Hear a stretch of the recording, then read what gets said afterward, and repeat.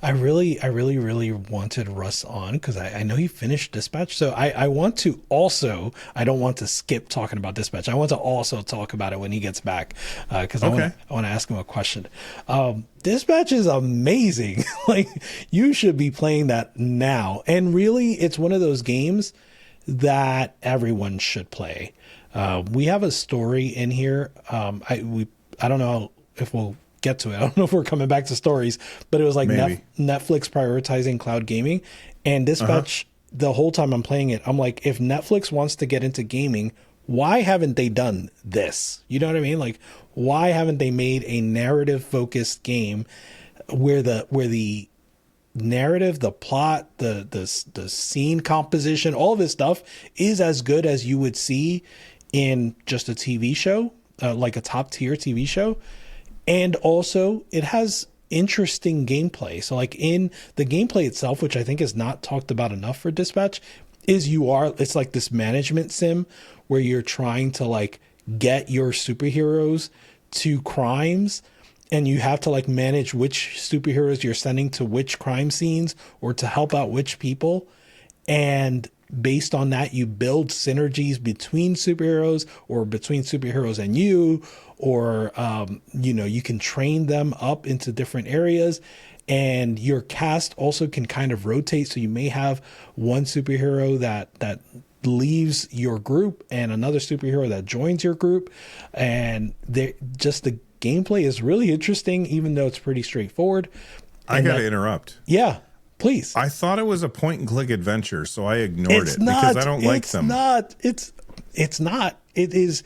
First of all, the scenes that you watch, there are some like QTEs, but you can turn that off, right? Like, and maybe you don't want to, but that was one of the first things I was like, you know what? I don't really care about the QTEs, so I turned that off. So now I'm just watching the cutscenes, but then when it's time to play this like management sim, I'm like all in. I'm trying to like max min all these superheroes. Okay, I have another question for you. I'm standing in for the audience here because maybe they don't know as much. They don't know as much about Dispatch as you. Yeah. Percentage wise, so you get 100%, right? Mm-hmm. How much percent is just sitting and watching? How much percent is actually playing? Because that's the other thing that I saw about it. I was like, it seems like I liked the trailer, but it seemed like I was not going to do a whole lot. This is really hard to quantify.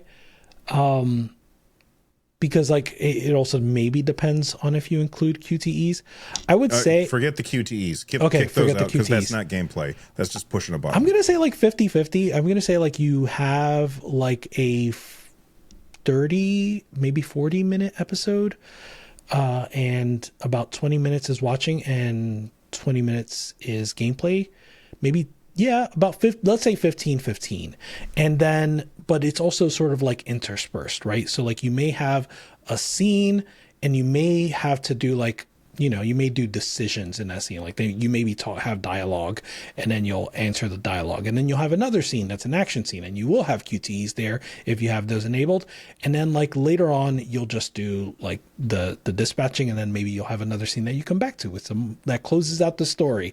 So it keeps you on your toes. It's a little like the pacing is not kind of what you're saying where it's just like, okay, I'm going to just sit back and watch now. It's like you're playing actively. You're actively participating in this game. Yeah. My next question is, you had sent a game suggestion to our Discord and you're like, I want us all to play this game and then talk about it. Oh yeah. And that game is called And Roger. Yeah. And that's also another game where it's like in chapters. So you like play chapter 1 and then you play chapter 2 and like there's this story-based element to it. And I think I'm on chapter 2 right now, or maybe no, I'm on chapter 3 right now, I think. And I've been playing it and I've been like, okay, this is very interesting. I don't like the controls, but we'll just leave that out of it. Is Dispatch like And Roger? Because it feels like you're saying it. Like the way you're describing Dispatch made me remember And Roger and add it into the show notes. They're both narrative-based games. And so like And Roger, when I think about that, I think And Roger is probably like another game that like, man, Netflix probably should have done something like that.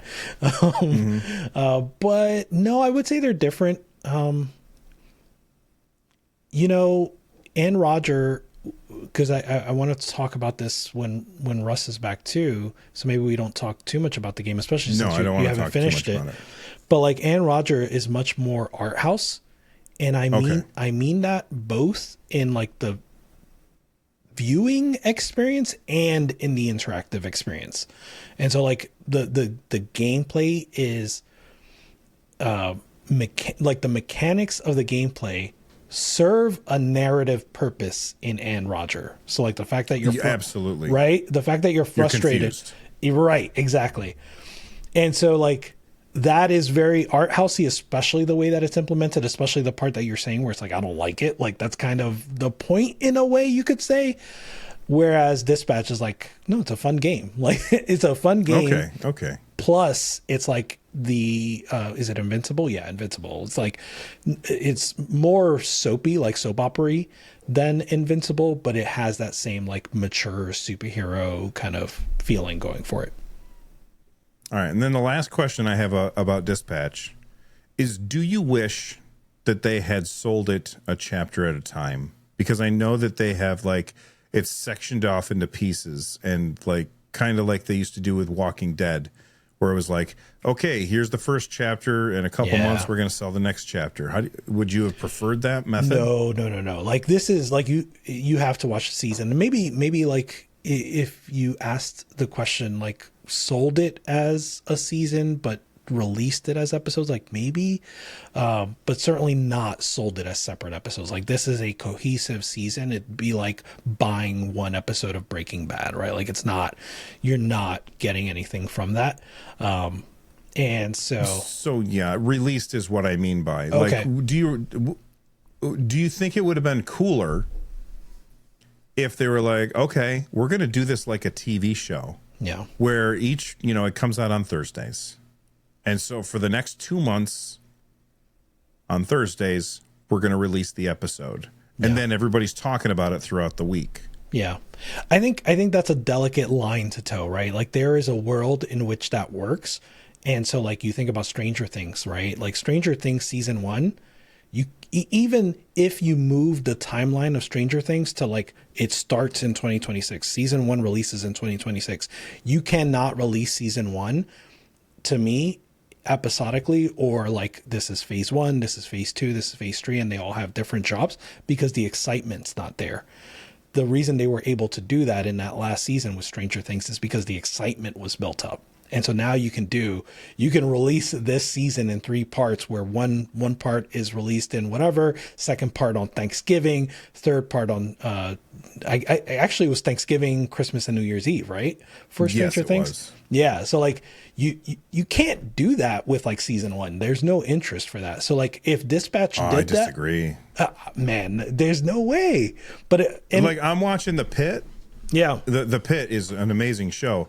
And my daughter texted me yesterday. She goes, Pit Day. And she sent me a picture of her and her friend. They were sitting down having a glass of wine, getting ready to watch. There are Pit. some games or some shows like that. Like Severance must have been, I didn't watch Severance until way later, but Severance must have been like that, right? At least. Yeah, absolutely. Yeah. We're like, what the hell is happening here? Yeah. So you're not wrong for sure. But I think the easier, safer bet would be what they did. Release it as it is. Maybe season 2 you can do that, but that's my thought. All right, I can't wait to hear you and Russ talk about Dispatch and find out what's going on. It's still really low on my list of priorities because I have so many freaking games to play, and adding one where if there's a moment where I set the controller down, I'm out. Like I'm falling asleep. I promise you will. You watch TV shows. I do with my wife though, because most of the time we're sitting there talking. That's another thing. It is actually a fun experience with people watching you. Okay. So yeah. So right. I'm telling you, I'm giving it the highest recommendation, and I mean that for the entire cast. Right? It's hard to find a game that all 4 of us would enjoy, and particularly I put me and Russ at odds, right? Like Russ is very much like not cozy, but like very friendly experiences. And I'm very much like, I want like rage fueled games. So like it's hard to find games that we both like, and Dispatch is easily. I love this game. He loves this game. So yeah. All right. I will give it a shot. Probably not right away though. Yeah, fair enough. The next game. Let's talk about